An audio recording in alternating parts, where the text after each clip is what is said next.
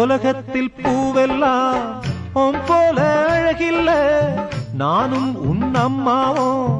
பண்ணாத தவமில்ல தென்பாண்டி மன்னவனோ